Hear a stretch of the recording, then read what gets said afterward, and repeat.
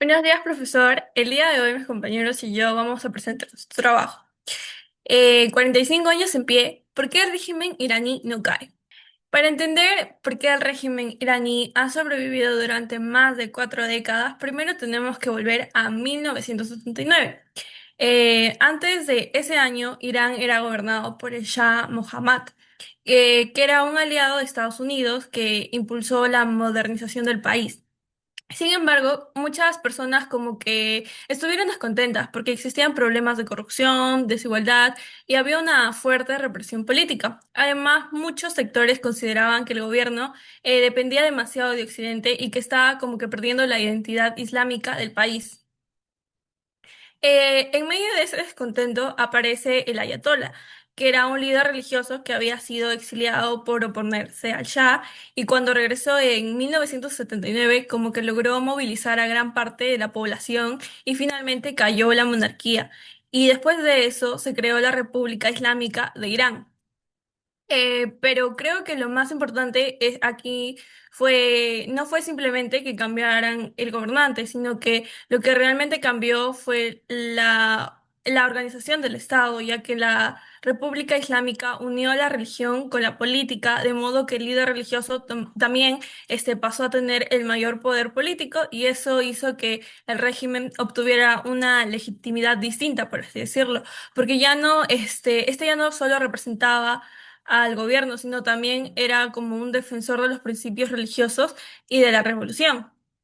Y bueno, por eso yo considero que en 1979 como que no es solo una fecha histórica, es como que un momento en el que se construyen las bases políticas, religiosas e institucionales que explican por qué incluso después de protestas intensas, sanciones económicas y conflictos con Israel y Estados Unidos, el régimen como que sigue manteniendo el poder.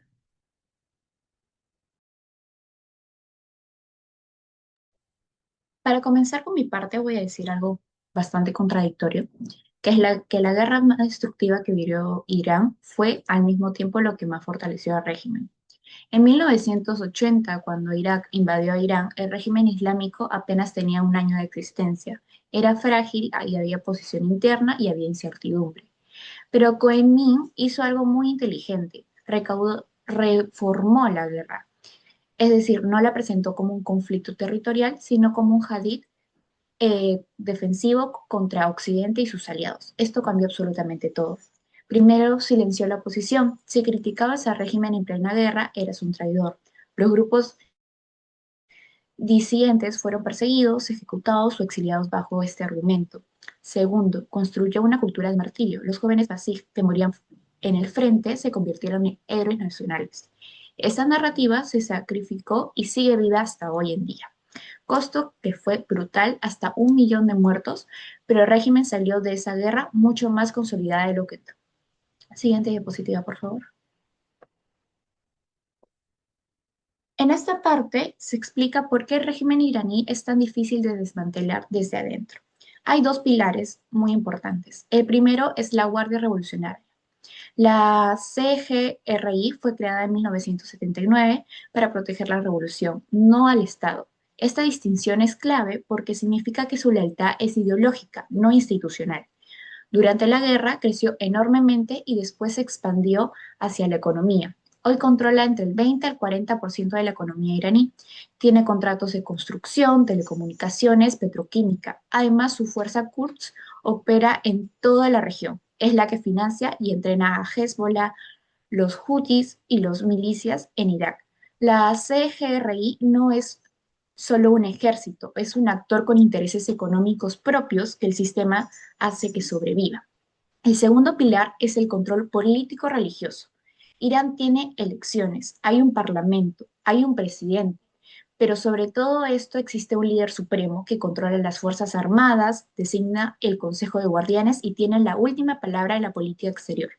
El ejemplo más claro que se puede brindar es Khatmi, el presidente reformista en 1997 y 2005. Cada vez que se intentó hacer cambios, el Consejo de Guardianes lo bloqueó. Es decir, puedes ganar una elección y aún así no poder gobernar. Esto no es un defecto del sistema, es el diseño como tal. Siguiente diapositiva, porfa. Hasta ahora he hablado sobre instituciones y ejércitos, pero hay un tercer factor que muchas veces se subestima y no se habla mucho, que es la identidad. El régimen iraní no sobrevive solo por represión, sobrevive también porque se construyó una narrativa que mucha gente siente como propia. Esta narrativa tiene raíces históricas reales. En 1900 en 1953, la CIA y el MI6 orquestaron un golpe contra el primer ministro Mossadegh, que había nacionalizado el petróleo en iraní. Esto quedó grabado en la memoria colectiva como prueba más concreta que el Occidente interviene en Irán cuando le conviene. Cuando Cohen hablas del gran Satán, no lo decía en el vacío. Esto se suma a la crisis de los rehenes en 1979, que fue un hito fundacional antioccidental, y las sanciones económicas que el régimen presentaba no como consecuencia de sus decisiones, sino como una agresión exterior. La gente sufre la economía, pero culpa a Occidente, no al gobierno. Todo esto junto, las instituciones, la CGRI, la identidad, explica todo lo que yo he presentado en este momento. Entre 1979 y 2010, el régimen sobrevivió a una guerra, a la muerte de su fundador y movimientos reformistas, además del movimiento verde de 2009, cuando caían otros regímenes árabes con 30 años de entrenamiento. Es exactamente este tipo de crisis que se realiza.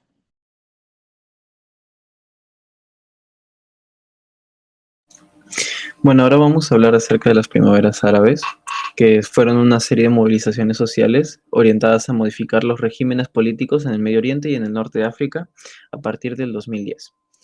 El evento que desencadenó esto se registró en Túnez con la inmolación de Mohamed Bouazizi después de que se le incautaran los productos que vendía, lo que evidenció el agotamiento del modelo socioeconómico. Un factor determinante para la propagación transnacional de estas movilizaciones fue la cadena televisiva Al Jazeera y Facebook, que transmitían las protestas en tiempo real y al hacerlo anularon el monopolio informativo de los aparatos estatales de los regímenes.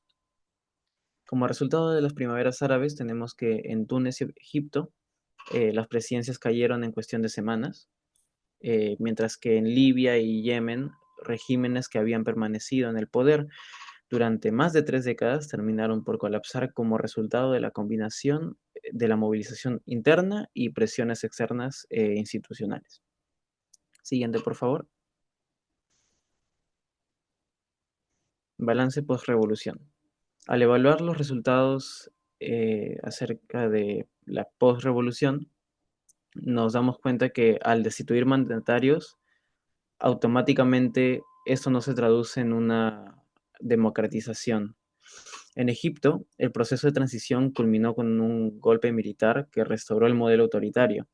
En Libia, Yemen y Siria, la destrucción de las instituciones estatales generó vacíos de poder que propiciaron el surgimiento de guerras proxy, que son este fenómeno ocurre cuando potencias extranjeras deciden financiar, armar y dirigir a facciones locales para maximizar su influencia geopolítica en la región, para evitar un enfrentamiento militar directo, como sucede en Yemen, donde una coalición militar liderada por Arabia Saudí interviene en el terreno para combatir a las milicias hutíes, quienes reciben financiamiento y armamento por parte de Irán.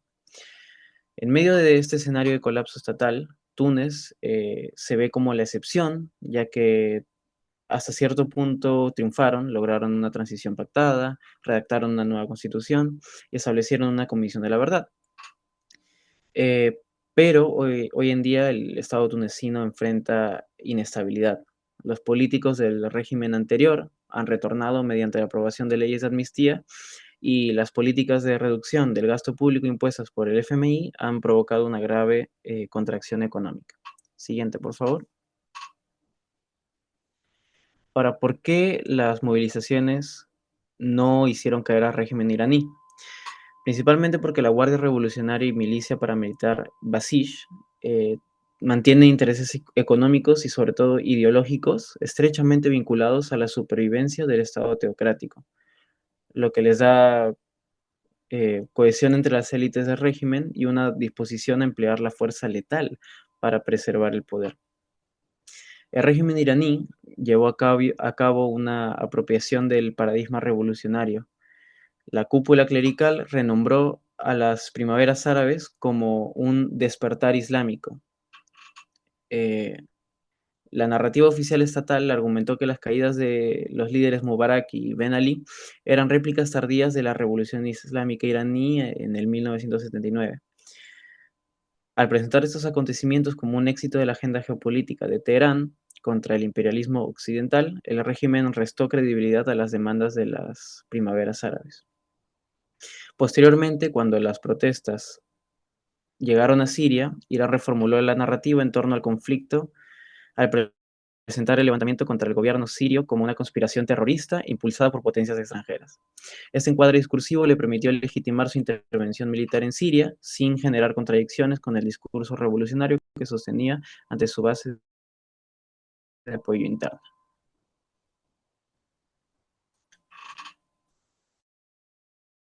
Bueno, ahora ya vimos por qué las primaveras árabes son masivas.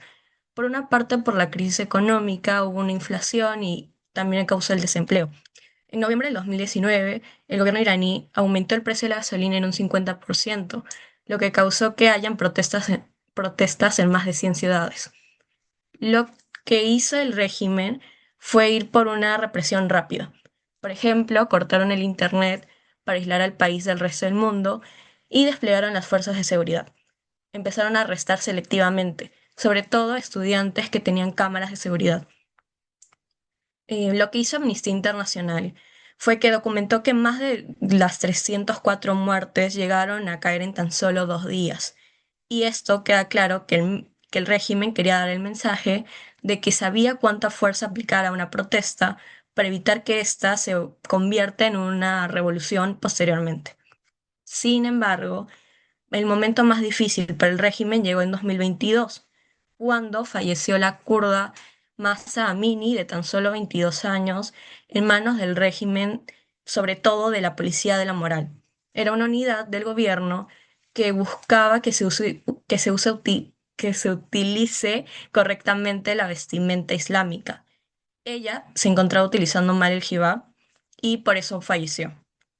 En su funeral se inició una protesta, sin embargo llegó a ser una revolución, ya que fueron más de 150 ciudades las que se levantaron bajo el lema Mujer, Vida y Libertad. Siguiente diapo, por favor. Y sin embargo, ¿cómo es que el régimen siguió sobreviviendo a pesar de todo esto? Fueron tres mecanismos claves. Por una parte, siguieron con la represión masiva, fueron más de 20.000 detenidos y al menos 551 muertos, incluyendo 68 menores. De hecho, incluso la ONU determinó que se consideraban como crímenes de lesa humanidad. Por otra parte, había una fragmentación de la oposición, es decir, de las ciudades. Si bien las protestas eran muy grandes y en varios lugares, no tenían un líder común que pueda crear un poder político organizado que logre bajar al régimen. Y finalmente el régimen, para defenderse, lo que hizo fue también culpar al enemigo externo, ya que incluso aludió a que era un complot por parte de Estados Unidos y de Israel. Un tribunal iraní llegó a demandar a Estados Unidos en 22.000 millones de dólares, aludiendo a que Estados Unidos financiaba estas protestas. Para nosotros puede ser absurdo, pero llegó incluso a ser efectivo, ya que cambió la narrativa por parte del régimen diciendo de que no eran unos victimarios, sino unas víctimas. Todo esto que nos deja que el régimen iraní no sigue sobreviviendo porque tenga cierta legitimidad popular, porque claramente no la tenía, sino que fue porque sabía utilizar el monopolio de la fuerza. Tenía las capacidades suficientes para transformar los problemas internos en una especie de narrativa acerca de la resistencia contra el enemigo externo.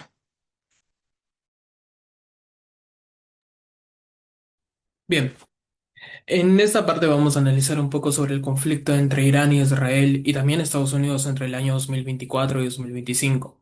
Cuando uno normalmente escucha que un país está en guerra o recibe diversos ataques o está en un conflicto militar, lo primero que quizás se nos puede venir a la mente es que su gobierno va a atravesar una grave crisis y hasta puede ser derrocado. Sin embargo, en Irán ocurrió un caso mucho más complejo de lo que parece. Recordemos cuando Hamas atacó a Israel el 7 de octubre del año 2023 y la guerra en Gaza. El conflicto como tal dejó de ser solamente entre Israel y Hamas.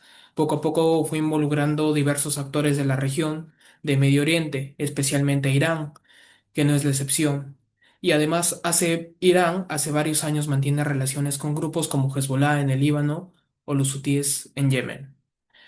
Recordemos que en junio del 2025, la famosa Guerra de los 12 días, la tensión llegó a una escala extraordinaria en los últimos 20 años. Israel realizó ataques a objetivos militares y a las instalaciones vinculadas al programa nuclear iraní. Recordemos que durante muchos años Irán se mantuvo bajo la postura y bajo el discurso de que no tenían armas nucleares, pero llegó el punto en el que Israel y Estados Unidos llegaron a la conclusión que era momento de atacar, ya que Irán sí estaba bajo un programa nuclear, ya que querían tener bombas nucleares en su arsenal. Irán a todo esto respondió con ataques a Israel mediante misiles y mediante drones. Estados Unidos también llegó a intervenir atacando lo mismo que Israel atacó a Irán, atacando instalaciones nucleares iraníes. Aunque estos ataques afectaron la capacidad militar, en Irán no significaron como tal un colapso en el régimen. Y aquí la pregunta se nos hace muy interesante. ¿Por qué un gobierno que enfrenta problemas económicos, problemas internos y además una guerra externa, un conflicto armado, puede aún mantenerse en el poder? Desde mi punto de vista, la respuesta está en que el régimen iraní supo transformar esta amenaza externa en una herramienta política. Cuando un país siente que está siendo atacado desde fuera, muchas personas dejan en segundo plano todos estos conflictos internos que tienen, priorizando la defensa nacional.